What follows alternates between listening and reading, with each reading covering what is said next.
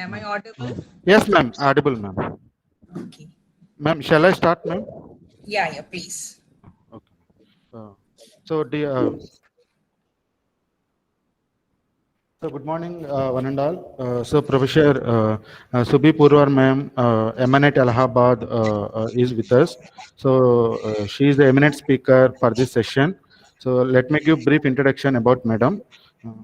Subhi Purwar, madam, received BE degree from Nagpur University in 1988, MTech degree from University of Allahabad in 1992, and PhD degree from IIT Delhi in 2006. She is serving MNNIT Allahabad as a faculty member since November 1992, where she is currently a professor in electrical engineering department. So apart from teaching, she is serving the institute in different administrative positions. She has published over 100 research papers in reputed journals and conferences in the area of nonlinear control systems.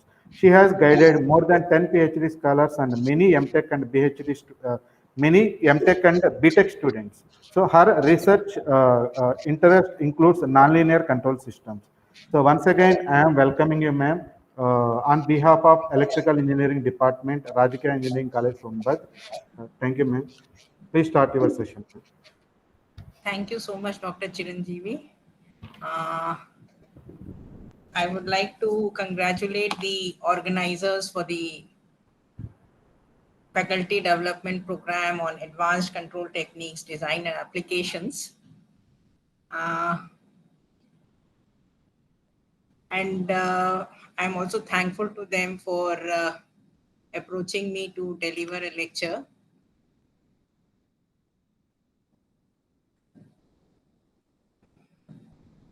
And further, I would like to present this particular topic in today's lecture, that is nonlinear control and its applications. Is the PPT visible to all of you? Yes, ma'am. Visible, ma'am. Visible. Okay, fine. So let us start off with this particular topic. This is a very interesting topic because we all know that linear systems has been very widely studied in the literature, and it has some very understandable, and it is an easy way to handle a system, because it is the system we are approximating the system to be linear, and then we have several techniques for developing a controller for that system. The basic objective of any controller design is that we want a particular performance from the system. Supposing it is a robot manipulator, let us assume a simple example of a robot manipulator which has to pick objects which are placed on a table, and it has to place those objects on a conveyor belt. Now, the problem seems to be very simple. But the items that are placed on the table, they could be of different natures. There could be an item of glass, there could be a toothpaste. Let us assume we have different kinds of items: a glass, a toothpaste, a plastic jug, and something of iron. Now, these four items need to be handled in a different way. The way a steel glass is handled, the same way a glass cannot be handled, a mug or a cup cannot be handled. They have to be handled in a different way. So items which are delicate need to be handled delicately, and items which are rough and tough can be handled in a more robust way. So now when we talk about this system is an inherently nonlinear system. And initially, when the nonlinear control was not very developed or not very advanced, what one used to do is we used to approximate that nonlinear system as a linear system, and then develop a controller, maybe a state feedback controller, maybe an LQR controller, or whatever controllers, or an output feedback controller, whatever it is, a linear controller we used to develop. But now when we know that the system is inherently non-linear, it would always be better if we can write down the mathematical model of the original non-linear plant. Instead of approximating it as a linear plant, it would be much better if we can write down the mathematical model of the original nonlinear plant and develop a controller for the nonlinear plant. So this is the basic outline of why we are talking about this particular topic today. So now if I want to compare a linear system with a nonlinear system, a linear system, we all know, follows the principles of superposition and homogeneity. So here, this is what a linear system would be. It would follow the principles of superposition and nonlinear and homogeneity. But a nonlinear system does not follow the principles of superposition and nonlinearity. This is one basic difference. Another difference is that linear systems have a unique equilibrium point, whereas nonlinear systems can have multiple equilibrium points.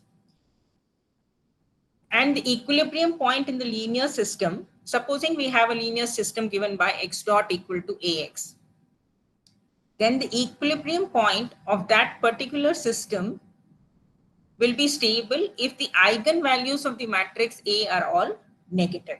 If the eigenvalues of the matrix A are all negative. So linear systems have a very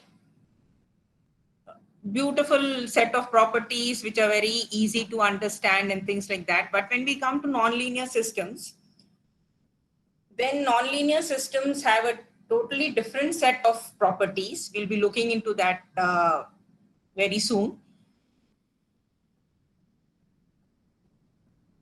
And when we talk about the nonlinear techniques, the main techniques of nonlinear control that I'll be talking about today are the feedback linearization, backstepping control, and the sliding mode control, and the applications of these three in different areas. So when I talk about feedback linearization, this is a nonlinear control technique, but here the nonlinear system is being transformed into a linear system. How? We'll be seeing that very soon. And now, if I talk about the properties of the nonlinear system, now the nonlinear system, if it has a operating point, local area of operating point, then we can, and if it does not have any hard nonlinearities, then we can approximate that nonlinear system as a linear system and apply the well-established linear controller tools. But mostly the nonlinear systems have varying properties. And some of these properties, let us talk about them before we move over to the controller design for the nonlinear systems. So the very first property that I have already told you, that the nonlinear systems have multiple equilibrium points. Now, what do you mean by an equilibrium point? An equilibrium point is a point where the system can stay forever without moving. That is, once it is at the equilibrium point, then it will remain at that same point forever. But then linear systems have unique equilibrium points. And the other very important phenomena in nonlinear systems is the limit cycles. Now, what are limit cycles? You must have heard this term. Maybe it is a kind of sort of repetition, but then it is important for me to introduce the nonlinear systems and then move over to the design of the nonlinear systems. Now, if the system displays oscillations of fixed amplitude and for a fixed period without any external disturbances. There are no external disturbances, and the system is displaying fixed oscillations of fixed amplitude and fixed period, then that is said to be a limit cycles.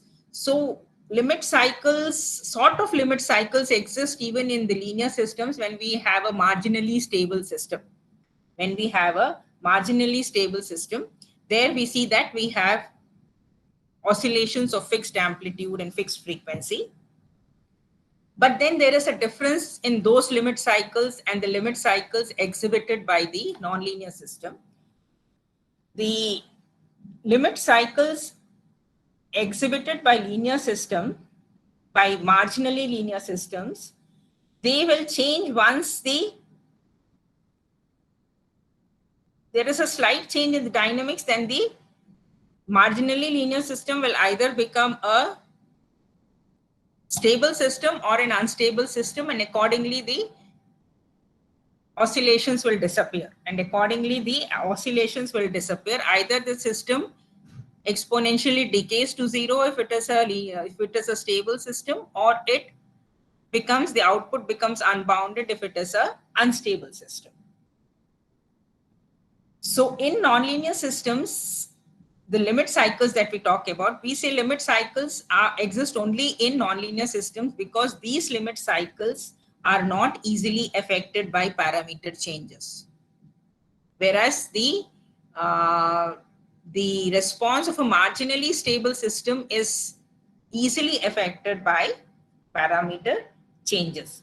So the amplitude of the oscillations in the limit cycles is independent of initial conditions and is almost independent of any parameter changes. So limit cycles, a best example for a limit cycle is the electronic oscillator, which all of you must have heard about. And now coming to limit cycles, are these desirable or are these undesirable? That depends upon the applications. In certain cases, limit cycles are desirable, and in certain cases, the limit cycles are not desirable. And similarly, we have another important property, which is the bifurcations, which is also called the bifurcations. Now, what is this bifurcations? Now, as the parameters of the nonlinear system changes, the stability of the equilibrium point can change, and the number of equilibrium points can also change. The number of equilibrium points can also change. So, to give a very concise definition of bifurcation, which is also called as a critical point. So whenever there is a quantitative change of parameters leading to a qualitative change in the system response, then that is called bifurcation. Similarly, another important property is chaos. Now coming to chaos, chaos is also, now chaos is when we talk about chaos, that simply means that it is extremely sensitive to initial conditions. A slight change in the initial condition will cause a large change in the response of the system in the case of a nonlinear system. This does not apply for the case of linear systems. So small change in the initial condition will cause a small change in the response when we talk about linear systems. But when we talk about nonlinear systems, a small change in the initial condition, if it can cause a significant change in the response of the system, then that is called the chaos. In the system output, then this is called the chaos. So now the system output becomes unpredictable if there is a slight change in the initial conditions. So similarly, we have many more properties for nonlinear systems, like we have the jump resonance, subharmonic generation, etc., etc. So now, as we move from linear systems to nonlinear systems, the analysis and the design of the controller becomes more challenging because now here the superposition principle does not hold, and the nonlinear behavior has a very rich the nonlinear systems have a very rich behavior, because we have talked about so many qualities of nonlinear systems: multiple equilibria, limit cycles, chaos, bifurcation, so on. So we know that the nonlinear systems have a very rich behavior. So because of these two reasons, the analysis and design of a controller for a nonlinear systems is more challenging as compared to the linear systems. And the difficulties that we face are because of the presence of nonlinearities. Now, again, if I talk about nonlinearities, we have different kinds of nonlinearities in a system. So to start off with the nonlinearities, I could talk about continuous nonlinearities, discontinuous nonlinearities, hard nonlinearities, soft nonlinearities. So we have intentional nonlinearities and natural nonlinearities. So we have different kinds of nonlinearities. So here now, when I say inherent nonlinearities, that means they are already present in the system. They are already present in the system. For example, you about the centripetal forces, or we could talk about the frictional forces. All these come under the category of natural nonlinearities or inherent nonlinearities. And when I talk about intentional nonlinearities, these are deliberately introduced into the system. These are deliberately introduced into the system. Now, some adaptive control laws that we develop, these are the intentional nonlinearities that we are introducing in the system for getting a good performance, Similarly, if I talk about continuous nonlinearities and discontinuous nonlinearities, so the discontinuous nonlinearities are the hard nonlinearities. And these hard nonlinearities pose a lot of challenges if the amplitude of the nonlinearity is high. So some examples of hard nonlinearities is hysteresis, backlash, all these falls under the category of hard nonlinearities. So the presence of these nonlinearities is going to make the design more challenging. And the uncertainty that is present in the system, uncertainty again could be matched uncertainty or unmatched uncertainty. So this is also going to complicate the design process. And because it is a nonlinear system, obviously the computational complexity will be high. So the very first step in designing or analyzing or designing a controller is the mathematical modeling. We have to understand what are the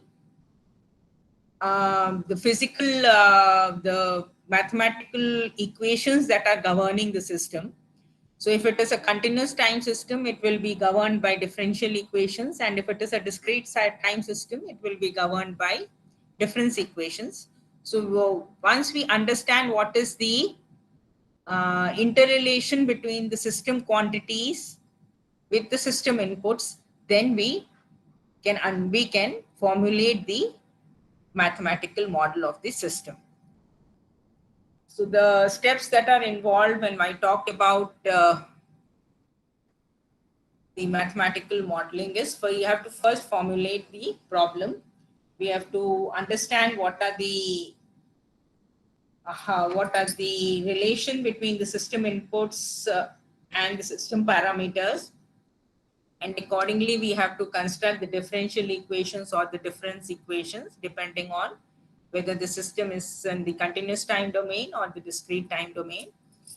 And then we have to solve those equations. Once we get the solution, we have to evaluate and interpret what that solution means to us. Is the modeling perfect or adequate? If it is not adequate, then we need to again go back to the simplification of the equations. And if the model is adequate enough, then we can design the controller.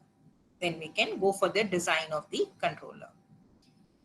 So these are the three techniques that I'll be talking about: the feedback linearization, the sliding mode control, and the backstepping control.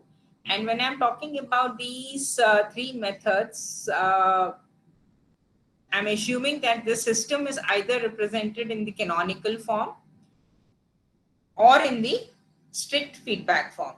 So this is the canonical form of representation of a third order system. This is the canonical form representation of a third order system.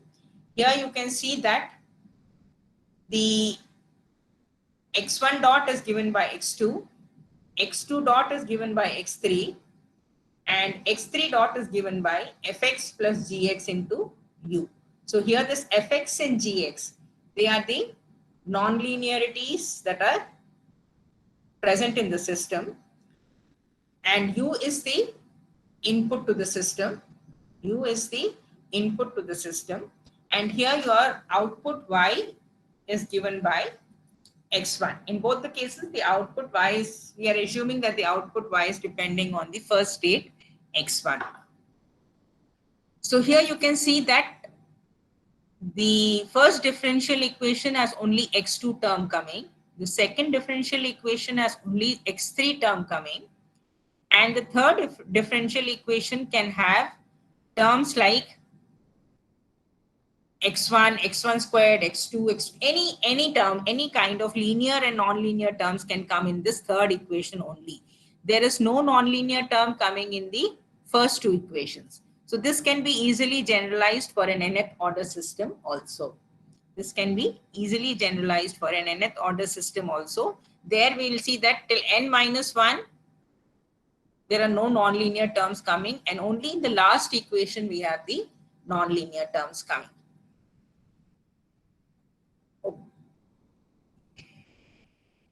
And now the second form of the equations, which is the strict feedback form. This is given by this set of equations here. So here what we have a structure which is well defined here. We have a structure which is well defined. So you can see that the first equation, which is given by x1 dot, is depending on nonlinear terms which are simply a function of x1, which is given as f1 x1. And we have nonlinear terms again which are a function of only x1, but that is multiplied by x2. But that is multiplied by x2. Here you have to pay attention that we have this x2. The power of x2 is only 1. We don't have x2 squared or anything like that coming here. So here this first differential equation you can see has a structure where your nonlinearities are a function of x1 alone here. And in this case, they are a function of x1 alone again, but then they can be multiplied by x2.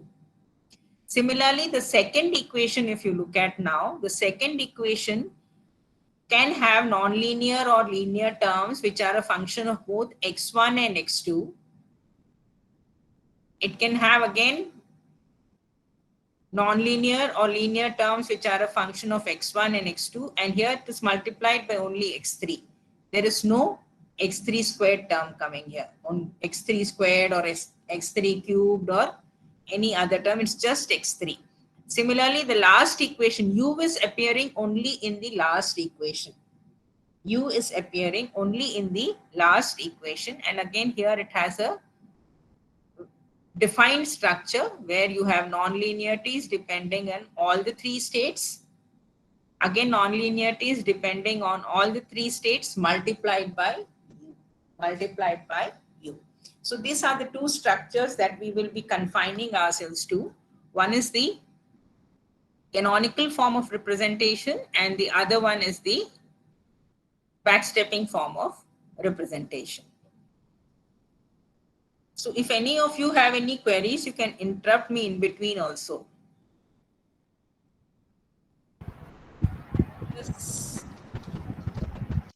let us talk about feedback linearization. Once we finish with the basics of feedback linearization, then we will see how this can be applied for the intelligent control of robot manipulator, how this technique can be applied for robot manipulator controller design. So now when we talk about feedback linearization, as I've already told you before, that in feedback linearization, what we are doing is we are converting or transforming, not converting, we are transforming a non-linear system into a linear system. And here, once we have transformed the non-linear system into a linear system, then we can apply the well-established linear control methods for designing a controller for the original nonlinear system. So when we talk about the feedback linearization, we can be categorized into again two methods. One is the input state feedback linearization. The other is the output feedback linearization. And this feedback linearization technique, this has been extensively applied for controlling helicopters, UAVs, and many more applications. And we will be seeing the application of feedback linearization to robot manipulators. And the idea here is what we are doing in this particular method is that we are cancelling the non-linearities that are present in the system, and we are imposing some desired linear dynamics. So now this cancelling the non-linearities and transforming the system into a linear system, this sounds very interesting and very easy because we can apply the linear control methods there. But then this has a very serious limitation in the sense that if we have any good non-linearities that are present in the system, then we cancel them out also. The bad non-linearities getting cancelled is very good, very desirable, but the good non-linearities being cancelled is not desirable. It's not desirable. So that is a limitation of this particular technique, that we are cancelling all the non-linearities that are present and we are transforming the non-linear system into a linear system. And this transformation that we do, that will result in a system which is in the canonical form, or it is also called the companion form. So the first form that we had seen, the canonical form. So when we talk about this feedback linearization, we are transforming the system into the canonical form. So here, if your system order is n, so we will have non-linearities fx and bx coming only in the last differential equation. That is, it is in this form: x1 dot equal to x2, x2 dot equal to x3, xn minus 1 dot equal to xn, and xn dot will have these nonlinear terms fx and bx coming into picture. And here we have the states defined by x1 to xn. These are the states of the system. U is the input of the system. We have assumed a single input, single output case here.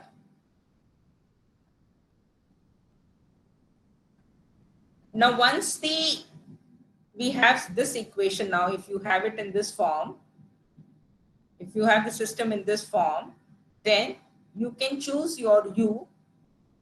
You can choose your U as this expression here, 1 by V, V minus F, where V is the, where if you choose your U in this way, then you have xn dot equal to V. Then you have xn dot equal to V. So now you have a linear system where you have x1 dot equal to x2, x2 dot equal to x3, so on, and xn dot equal to V. And this V can be, if I choose a state feedback controller, then this V can be chosen as this, and we can have a controller designed. Once we have the V designed, then we can get the U by substituting it in this expression. So this is what we are doing when we are talking about feedback linearization. We are converting a nonlinear system which is given to us, which is represented in the canonical form, into a linear system by simply applying this transformation. By simply applying this transformation, we are getting it into the linear form. And once we have it in the linear form, then we can design the V as a state feedback controller, and we can get the corresponding U from here. By substituting V here, we can get what the U should be. So now the input state linearization, I said we have two methods of designing the feedback linearization. One is the input state linearization and the other is the output feedback linearization. When I talk about the input state linearization, here the nonlinear dynamics is not in the controllability canonical form.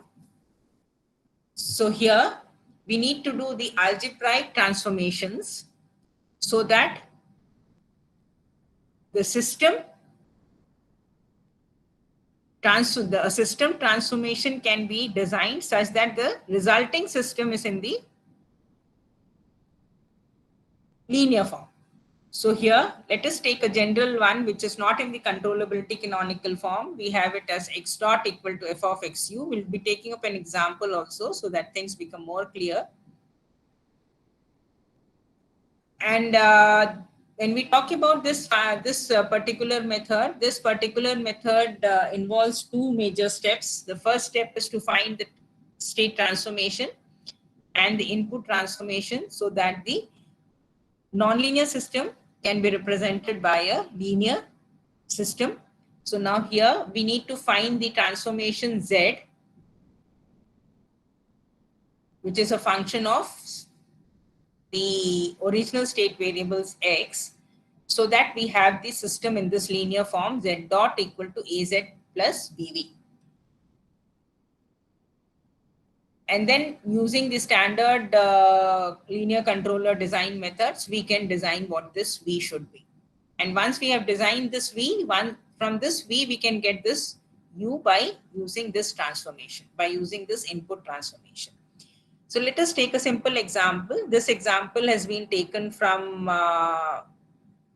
the book of Khalil, Nonlinear Systems by Khalil.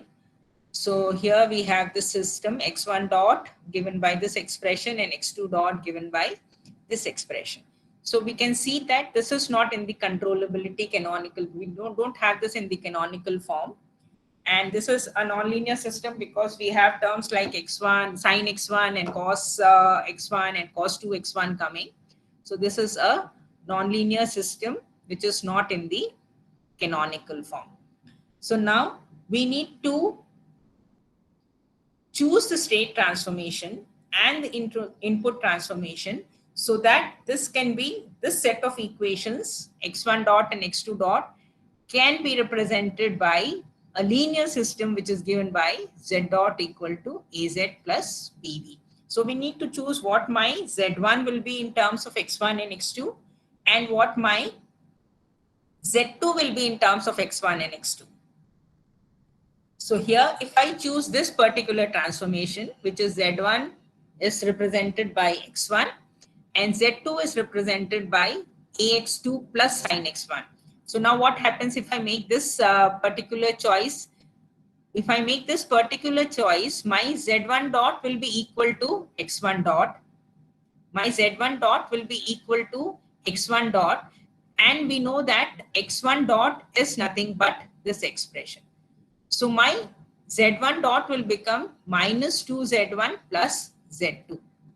My Z1 dot will become minus 2Z1 plus Z2. Similarly, when I differentiate for Z2 dot, when I differentiate Z2 dot, now I have Z2 dot coming as something like this. I have Z2 dot coming like this. So now what we need to do is we have to design this U, or we have to choose this U such that we have finished with the state transformation. we have made this choice of Z1 and Z2 and we have it in this form. Now we need to do the input transformation so that we have Z1 dot equal to minus 2Z1 plus Z2 and Z2 dot equal to V. That is what we are aiming for. That is what we are aiming for. We want Z2 dot equal to V. So for that Z2 dot to be equal to V, the input transformation to be chosen is given by this. The input transformation to be chosen is given by this expression here. So if you choose this input transformation, you will have Z1 dot equal to minus 2Z1 plus Z2 and Z2 dot equal to V. And that is very clear from here how to make the input transformation. So this U, the terms that are coming along with U, they come in the denominator here. And these terms, the inverse, the negative of these terms, are going to come here along with V. So we have V minus this term plus this term. So with this transformation, now you have the system in the linear form. So you can design a state feedback controller which is given by V equal to minus K1 Z1 minus K2 Z2 so that your poles are located at the desired locations and you have your V. Now from this V, again you can use the input transformation to get what your U will be. And this U will be applied to the original nonlinear system. So now what we have seen is by doing the state transformation and the input transformation, the original nonlinear system can be transformed into a linear system. Now this state transformation in this particular example, because this was a second order system and a simple system, we could make a choice of the state transformation.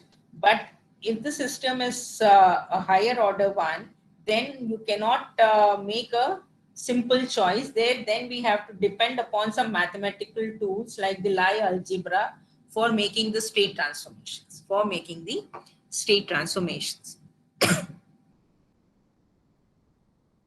And this is the overall block diagram representation of the input state feedback linearization technique.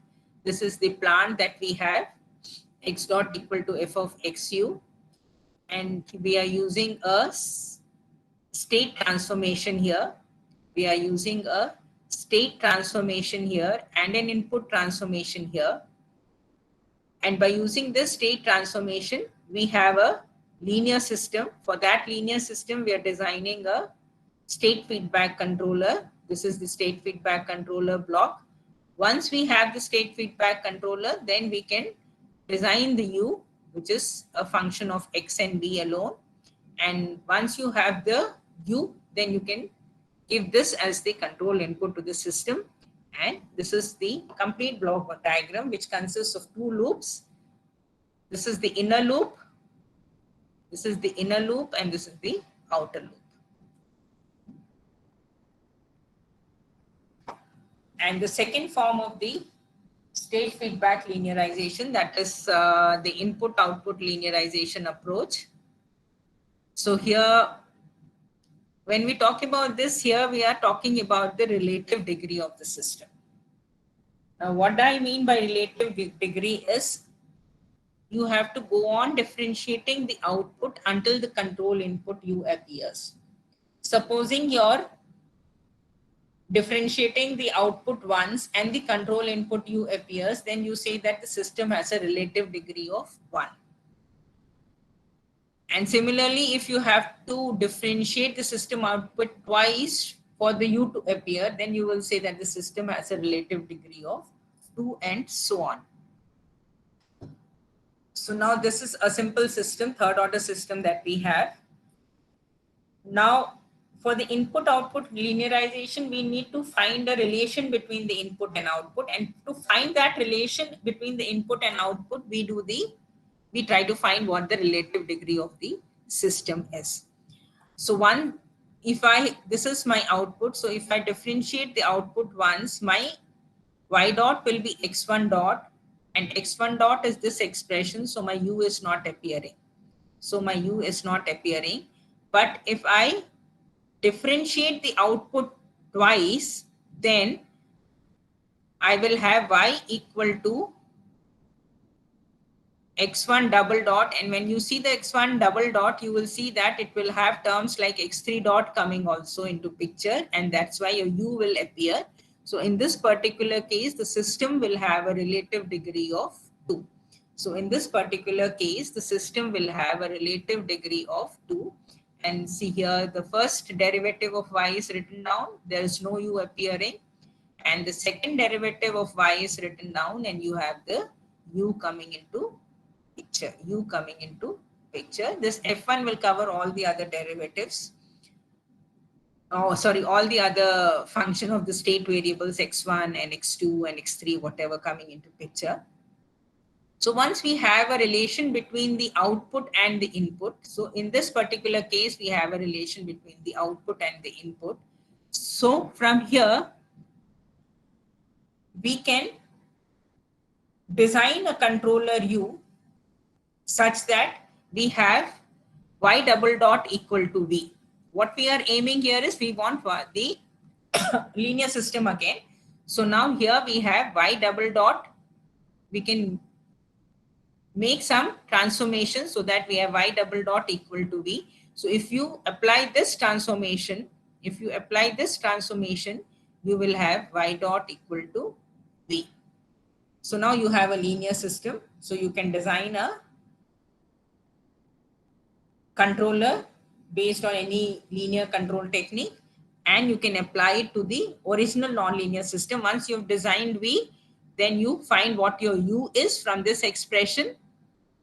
And once you have U, then you can apply it to the original nonlinear system. But here when I talk about this particular example, there are 2 points that need to be paid attention to. And the first point is that your x2 should never be equal to -1, because if your x2 is equal to -1, then you will be infinity, and which is not desirable. So this is a singularity point which should always be avoided.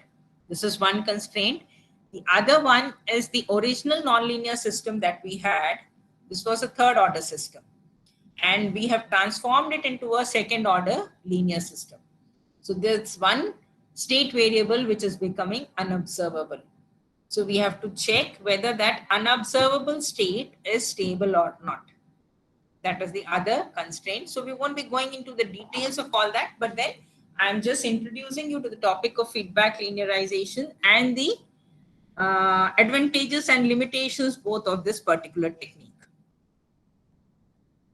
So here, this is the singularity point which should be always avoided. And full state measurement is necessary in implementing the control law, because the computations of both the derivative y and the input transformation require the value of x. So it should be all the 3 states, x1, x2, and x3 should be measurable. And this is the relative degree which I've already told to you. And for this particular feedback linearization implementation, the mathematical tools that will be required are the Lie algebra and the Frobenius theorem. And you can proceed with the design here. And now let us move over to the application of this feedback linearization to the robot manipulator. Here we're talking about intelligent control of robot manipulator using feedback linearization. So when I say intelligent control, so intelligent control simply means that we are augmenting the feedback linearization technique by either neural network based, we're using either neural network, some intelligent paradigm, we are augmenting to the feedback linearization technique. So it could be neural network or fuzzy logic or deep learning neural network or machine learning, whatever, all these are the tools that can be used. And in this particular case, we are using a neural network, a Chebyshev neural network. For the purpose of using the Chebyshev neural network in this particular case was that some of the non-linearities in the robot manipulator are assumed to be unknown, which is very practical because the mass that the example that I had given, the pick and place, so the mass of the object is not known. So that for estimating the unknown non-linearities, here we're using the Chebyshev neural network. And once we have estimated that non-linearity, then we're using it in the controller design. The controller is designed based on the feedback linearization technique. So this is the broad reasoning of why we are using the intelligent control in the feedback linearization technique.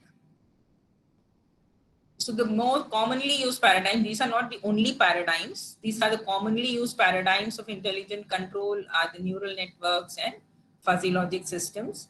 And these intelligent control simply attempts to build upon and enhance the conventional control methodologies. In this particular case, it is the feedback linearization. And these neural networks and fuzzy logic systems are universal approximators, and that's why they can be they've been extensively used for in the estimation of unknown non-linearities. So this is the comparison of classical control with intelligent control. Here it is linear in the unknown system parameters, whereas here it is linear in the weights of the neural network or the weights of the fuzzy logic system.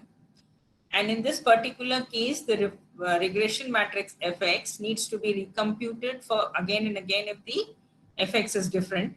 But here the same basis set, this phi x is forming the basis set, the same basis set can be used for computation of for the computation of the regression matrix. And when I talk about classical control, for the classical control, proving that the system is asymptotically stable is possible. But when we talk about intelligent control, then we have to be happy with UUB stability. There we cannot say that the system is asymptotically stable. Stability is preferred over UUB stability. The definitions of asymptotic stability and the UUB stability. So when I talk about asymptotic stability, the equilibrium point XE is locally asymptotically stable at T naught if there exists a compact set such that for every initial condition in X of X naught in S, the difference between the actual state and the equilibrium state, the norm of the difference between the actual state and the equilibrium state tends to 0 as t tends to infinity. That is, as t tends to infinity, x of t will tend to x of e. That is, your state will tend towards the equilibrium point. But when I talk about UUB stability, there it is slightly different here, it's very different here. Now here what we are saying that the final state will remain bounded. We are only saying that the final state will remain bounded. We are not saying that the final state will tend towards the equilibrium state. So here the equilibrium point is said to be UUB stable if there exists a compact set S, so that for all x naught and S, there exists a bound B. This is the bound B. There exists a bound B and a time t, which is a function of b and x naught. So this is the time t, such that this xt minus xe, the norm of xt minus xe is less than or equal to b for all t greater than t naught plus t. So now here you can see that after this time period capital T, your state xt is bounded here. So this is UUB stability. Here we are not saying that the state will tend to 0. Here we are saying that the state will be bounded. So obviously asymptotic stability is more desirable than UUB stability. But when we talk about intelligent control, establishing asymptotic stability is almost impossible. There we talk about UUB stability alone. So here, now coming to the objective, we want to control the angles of the robot manipulator such that as time tends to infinity, these follow a desired trajectory. This is the differential equation governing the dynamics of the robot. This can be easily obtained from the Lagrange equation. This dynamics is obtained from the Lagrange equation. And once we have this dynamics, then what we want is that we want these are the two angles, these are the two links of the robot first of all. This is link 1 and this is your link 2. This is the length and the mass of link 1. This is the length and mass of link 2. This is the angle of link 1 and this is what we want to control. So once we are controlling these angles, that means we have the robot moving in a particular desired way. So for this, we need to control the angles Q1 and Q2. So that is what the objective function is. That as time t tends to infinity, these angles Q1 and Q2 should follow some predefined trajectory QD1, QD2. So in this particular case, we are taking a two-link robot manipulator. So that is why we have two links here. Now this two-link robot manipulator that we have, this is going to give us a multi-input, multi-output system. 2 input, 2 output system with 4 state variables. 2 input, 2 output system with 4 state variables. First 2 state variables are Q1 and Q2. And the second 2 state variables are Q1 dot and Q2 dot. So this is how we have in this vector, in this X1, this capital X1 is a vector comprising of Q1 and Q2, and capital X2 is again a vector comprising of Q1 dot and Q2 dot. So that is why we can write this down in the form of X1 dot equal to X2 and X2 dot equal to this, and this F and G, this can be obtained from this expression here. This can be obtained from this expression here. So we have this in the canonical form. So we have this in the canonical form. So once we have this in the canonical form, then here, now why we are using intelligent control in this particular case? Because the masses that are coming, they will be coming in this f of x1, x2 that we are assuming it to be unknown. So the unknown quantity becomes this f. So we are using the Chebyshev neural network to estimate this f. And once we have the estimated value of f, then we will use that in the controller design. Then we will use that in the controller design. So here you can see that using the feedback linearization, if everything was known to us, then the feedback linearization could be done by using this control effort u, which is 1 upon gx, and these terms coming here. But because this fx is not known to us, this fx will be estimated by a neural network. The output of the neural network is given by this expression.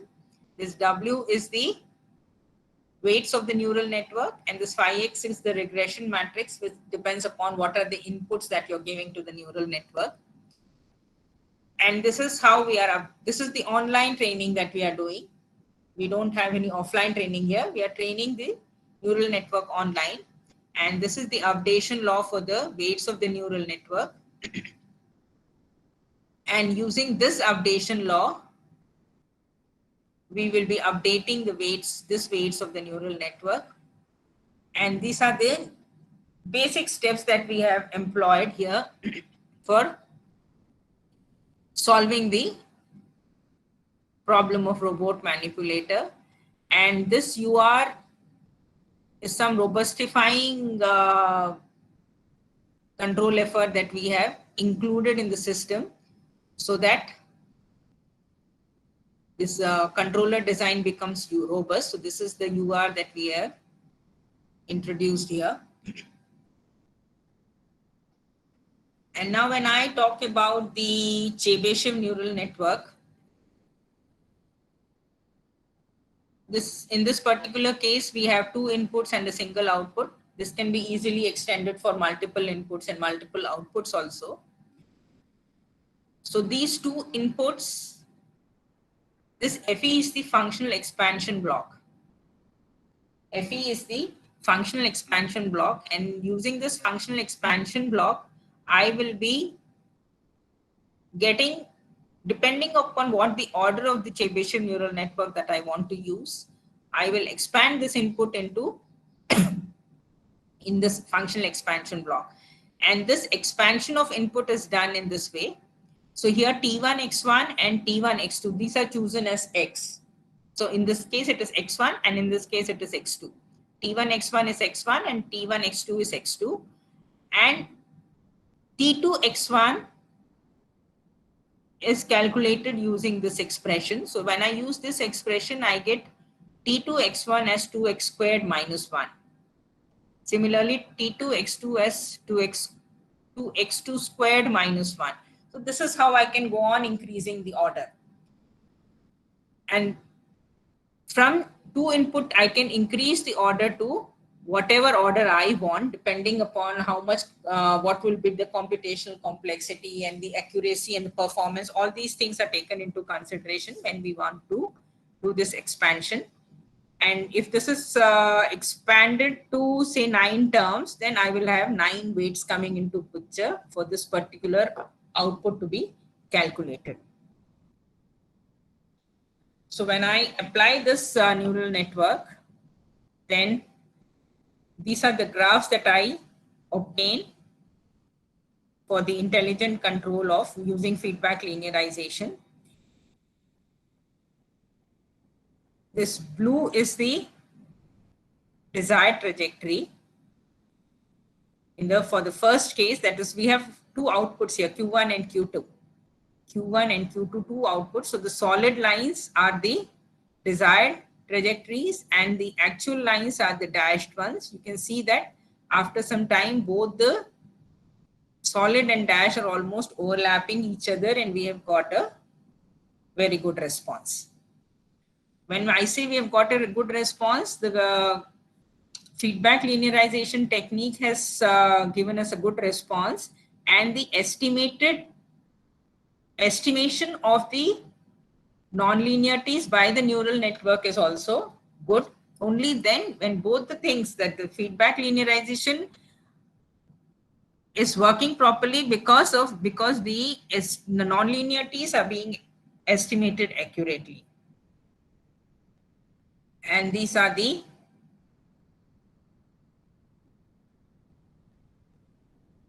responses when I'm using a Chebyshev neural network and a multi-layer perceptron. Now, when I say a Chebyshev neural network, it is a single layer neural network, and the multi-layer perceptron has several layers. So obviously the computational complexity there will increase. Whereas in the Chebyshev neural network, it being a single layer neural network, it is computationally less intensive. So this is for the joint 1 and this is for the joint 2. You can see that the Chebyshev neural network gives a much better performance as compared to the multi-layer perceptron.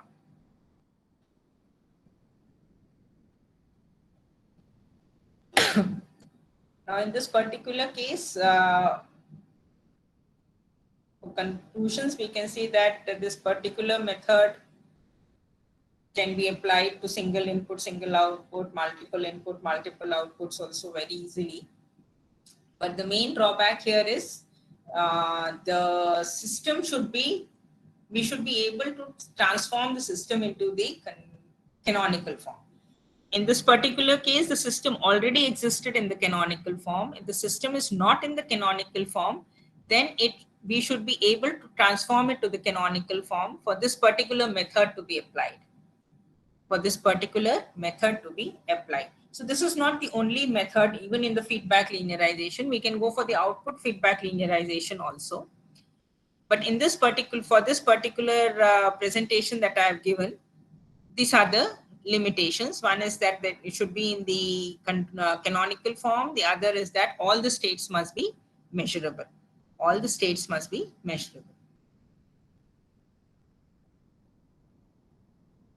So the next technique that we'll be talking about is the backstepping control.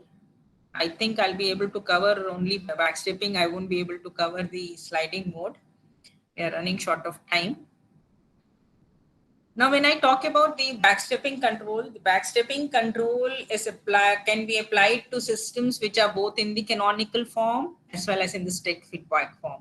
Because the strict feedback, the canonical form is a subset of the strict feedback form. So, in this particular method, this is a recursive type of a design methodology, wherein if you have an nth order system given to you, what you do in this particular case is you break it down into n subsystems and you try to control the first subsystem first using the Lyapunov method. Once you have control the first subsystem, then you go to the second subsystem and so on till the overall system is, till the controller for the overall system is designed. So this is a very systematic method. We'll see this also in detail.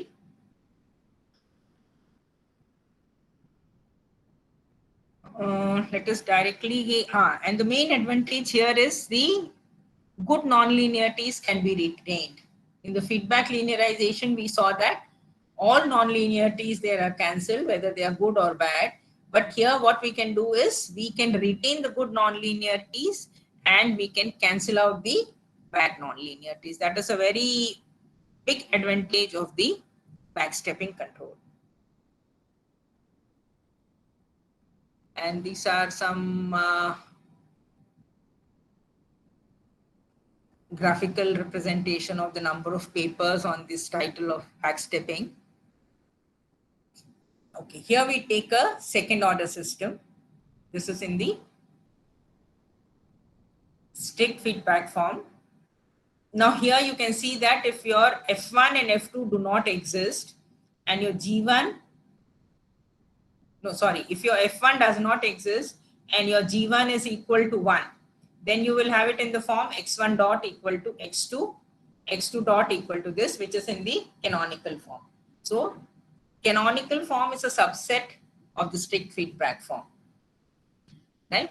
So this is the system that we have. So here what we will do is we will break down this into two subsystems. This is the first subsystem that we have, and the second differential equation is the second subsystem that we have. So now in this first subsystem, I will treat this x2 as the virtual control. I will treat x2 as the virtual control, and I will design this virtual control such that the first subsystem is stabilized. Then once this is stabilized, then I move to the second subsystem and I design this control effort U such that the overall system is stabilized. So if I have a third order system, I will have to break it down into three subsystems. And I will first stabilize the first subsystem by choosing x2 as the control, a virtual control. I will stabilize the second subsystem by choosing x3 as the virtual control. And in the final stage, I will be designing a controller U such that all the three subsystems are stabilized. So this is the method we say, and that's why we say it's a recursive design methodology, a very systematic recursive design methodology. So now in this particular case, the steps are given to you here. for stabilizing the first subsystem, the Lyapunov function is chosen as this. Or you can simply choose it, if x1 is a scalar quantity, you can simply choose it as x1 squared. So once you choose this Lyapunov function, then the virtual control is chooses this one such that v1 dot turns out to be less than 0. Such that v1 dot turns out to be less than 0. So once v1 dot is less than 0, that means the first subsystem has been stabilized. And after stabilizing the first subsystem, now we go to the next one, second step. Now the Lyapunov function is chosen as what was chosen in the first case, and the difference between the virtual control and the exact x2. So this is the error term again, error squared term here. So if it's a vector, you need to take it as transposed. Otherwise, if it's a scalar, you can simply take it as half x2 minus x2d squared. Whenever we talk about Lyapunov function, there we are taking the error terms because we want the error to go to 0 as time t tends to infinity. As time t tends to infinity. So now from this v2 dot, once you substitute the value for this x2 dot, you can get the expression for u. You can get the expression for u. And with this choice of u, you will see that your v2 dot turns out to be this expression here. So this is always less than 0. This is always less than 0.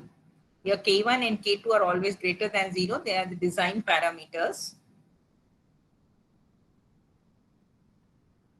So similarly, it's very systematic. If you have a third order system, you first design x2d, then you design x3d, then you design u, and you get the overall expression for u here. You get the overall expression for u.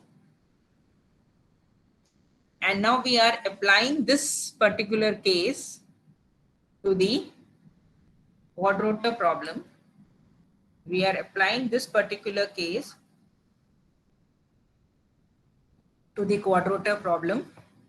So if you look at the quadrotor problem, you can see that this quadrotor has 4 rotors. These are the 4 rotors, 1, 2, 3, and 4.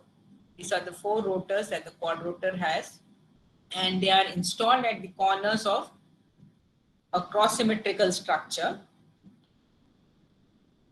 And this particular quadrotor has 6 degrees of freedom, and all this can be, you can get the mathematical formulation for this quadrotor by using the Newton-Euler formulation. And this complete dynamics, when I talk about this has what the 6 degrees of freedom that is had, it has are in the x, y, and z direction. And along with that, you have the Euler angles, which are the roll angle, pitch angle, and yaw angle. So the 6 degrees of freedom are because of the x, y, and z direction and the angles that are coming into picture. So this is the overall dynamic model of the quadrotor. So you can see that. Now when you look at this particular case here, so this one is x, y, and z. These are the first 6 are because of the angles, and the next 3 are because of the x, y, and z. And here there are certain assumptions here. On the Euler angles, you have certain assumptions. And this is a highly nonlinear system.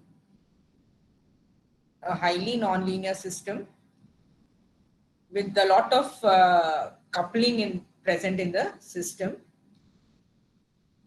And this overall dynamics can be classified into two groups. One is the rotational dynamics and other is the translational dynamics.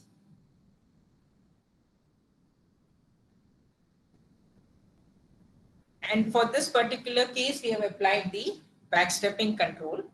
For this particular case, we have applied the backstepping control. You can see that here the number of inputs that you have are, you have 4 inputs, U1, U2, U3, U4.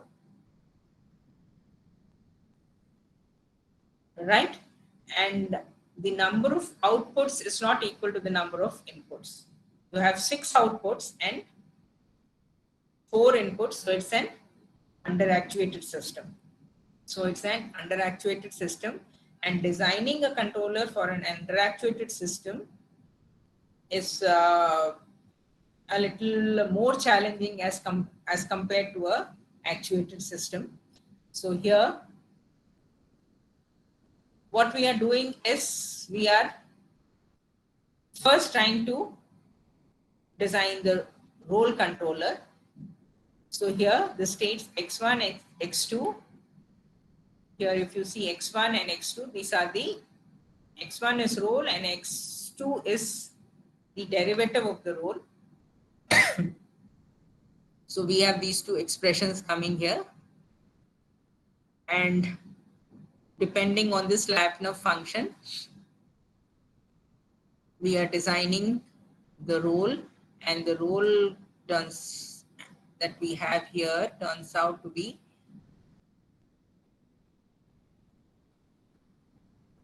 this is what the U2 turns out to be, the control input U2. By using the backstepping technique, we have this coming here. There are certain manipulations, mathematical manipulations involved, and following that backstepping technique, this is, I've shown you the details for U2. On similar lines, we can get the U3, U4 and U1.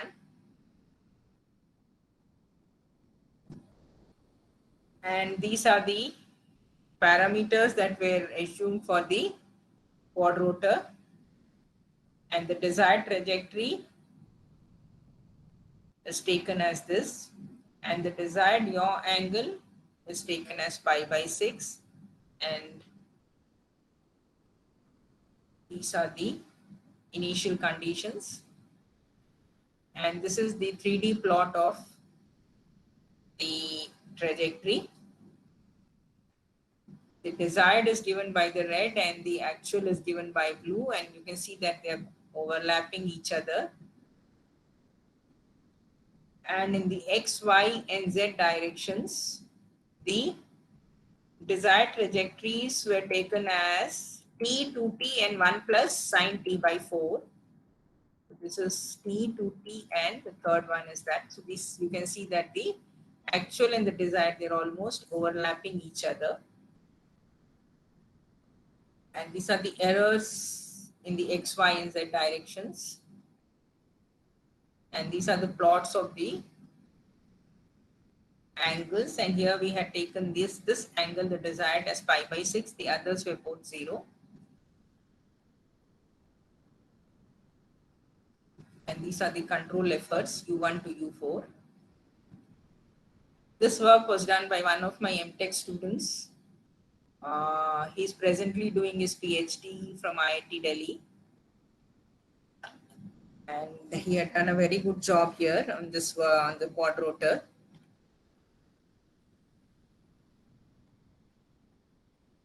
And next, coming to the, I think I should I'll be very quick here. I won't go into the details of sliding mode control. I'll just introduce, just tell you what their sliding mode control is all about, and then directly go to the application of sliding mode control to the robot manipulator once again. So when we talk about, so far we talked about feedback linearization and backstepping. And in these two cases, we did not take any parameter uncertainty coming into picture. So parameter uncertainty, or when you don't have perfect modeling of the plant,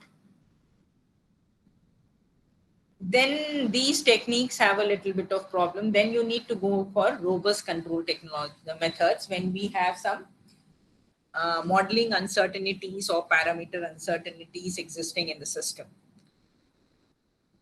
That is, if we are not close to the exact model, then these techniques will not work properly if used in isolation. If used along with some intelligent control technique, then that intelligent control technique will account for the uncertainties or unmodeled dynamics. But if it is not augmented by any intelligent control method, then that method alone, if you're using backstepping or feedback linearization, they may not give you satisfactory results in the presence of uncertainties or unmodeled dynamics. In that case, we need to have some robust control technique. So the sliding mode control is one of the robust control techniques that has been widely studied in the literature.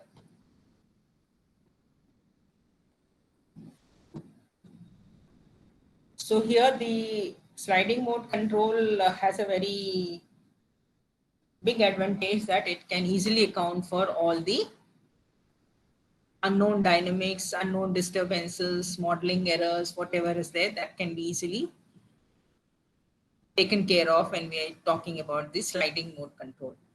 But the main limitation of the sliding mode control is that it generates a discontinuous control law, which is not very desirable. So there are methods of eliminating these high frequency switchings. So the two methods, I've shown the results for two of the methods. One is the fuzzy sliding mode and the other is the higher order sliding mode. These two methods will eliminate the problem of chattering or the discontinuous control loss, so that chattering problem can be easily avoided by either going for a higher order sliding mode or by a fuzzy controller also. So when I talk about the sliding mode control, the very first step here is to design the sliding surface. And once we have designed the sliding surface, then the sliding mode control has two, the control law can be, again, it has two parts in the controller. One is the equivalent control and the other is the switching control. So the equivalent control will, this is the equivalent, this is the sliding surface or the sliding manifold that we have. The equivalent control will force the system into this sliding surface, and once it is on the sliding surface, it has to remain on the sliding surface. So that is why the chattering problem comes into picture. So once it has to remain, I don't have that slide here. So here what happens is once it reaches the sliding surface, it again moves towards the other side, then again down and so on. So there is a lot of high frequency switching coming into picture, which causes this chattering. And this is not desirable. We need to eliminate that. So here we have a second order system, x1 dot and x2 dot given to us. And this U again has an equivalent control and a discontinuous control, which is the switching control. And another very important property of the system is an nth order system here in this case also will be reduced to a first order system, because we're using this as the sliding surface. So this sliding surface is chosen like this. For in this particular case, because the order is 2, so we simply have x dot plus lambda x coming as the sliding surface. And this U equivalent we get by just putting S dot equal to 0, we get what the U equivalent is. And the discontinuous control law, this minus K signum S. K depends upon what is the upper bound of the unmodeled dynamics and the disturbances. Everything we club there and we have an upper bound.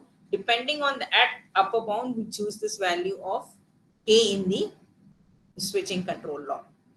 And the chattering is coming because of the signum S. the chattering that is coming is because of the signum S. One way of avoiding this chattering is to use a saturation. Instead of a signum S, use saturation of S by 5, where you are saying that your trajectory should not remain on the sliding surface exactly, but it can remain within a layer of the sliding surface. So one easy method of avoiding the chattering problem is using the saturation, and the other method is by using the fuzzy or the higher order sliding mode. So here again we are applying the same sliding mode control to the robot manipulator problem. So when you are using the conventional sliding mode, that is the K signum S. So this is the chattering effort that is coming into picture. This is not desirable. But you can see that the actual and the desired trajectories are very close to each other in spite of disturbances and unmodeled dynamics. So this is the error in joint 1 and joint 2.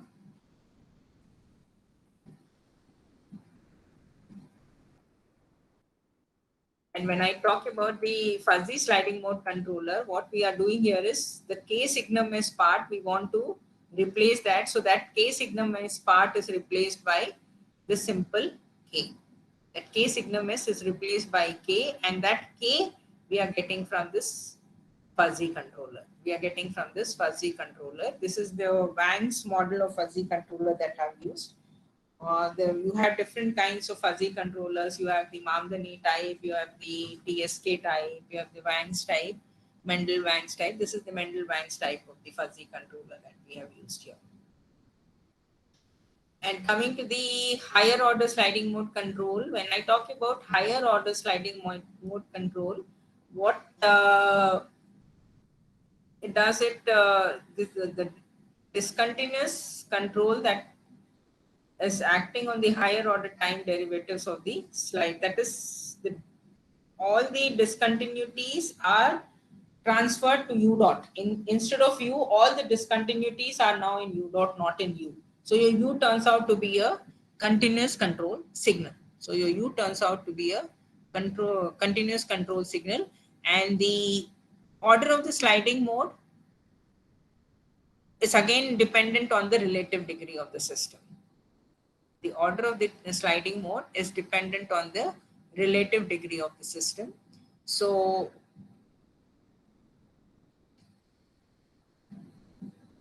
depending on what the relative degree of the system is, accordingly we will choose what the order of the sliding mode should be. And depending upon what the order is, if it's a first order sliding mode, then this is the switching function. If it is a second order, is this switching function. And similarly for third, fourth, fifth also you have switching functions available for the higher order switching. You can see, refer to the literature there. And in this particular case, we use the second order switching function. And this part is the equivalent control, and this is the second order switching function that we've used. And these are the results for the fuzzy sliding mode and the higher order sliding mode. So you can see that the higher order sliding mode is better as compared to the fuzzy sliding mode. And the chattering effect is also eliminated when we talk about the higher order sliding mode. In the fuzzy, it is reduced as compared to the conventional. But again, in the higher order sliding mode, it is almost eliminated. So this is the performance given in terms of a comparative table. This is the conventional sliding mode, the fuzzy sliding mode, and the higher order sliding mode. So whatever are the tracking error in conventional and higher order is 0. But then in the conventional, you have a severe chattering effect, whereas in the higher order, it is almost eliminated. So the higher order is retaining all the good properties of the conventional, and the bad properties are almost eliminated. Bad properties mainly the chattering effect. So to summarize this talk, I've tried to introduce you to the topics of neural network, fuzzy logic, that is intelligent control for nonlinear systems. And we have basically focused on systems which are represented in strict feedback form and the companion form. And we have looked into the feedback linearization technique.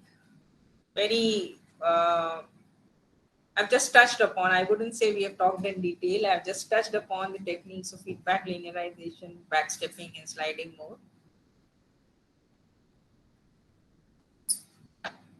And that's all. If you have any queries, you can let me know.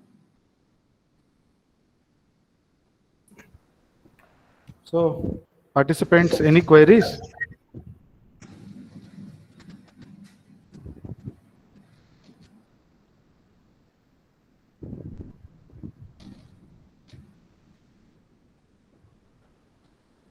Any queries from participants' side? No, sir. I'm very thankful to all of you for Ma'am, listening no. to me very patiently. Yes. Thank you, ma'am. Thank you very much, ma'am. In spite of your busy schedule, you have accepted my invitation and given the lecture. Thank you, ma'am. Thank you very much. Thank you.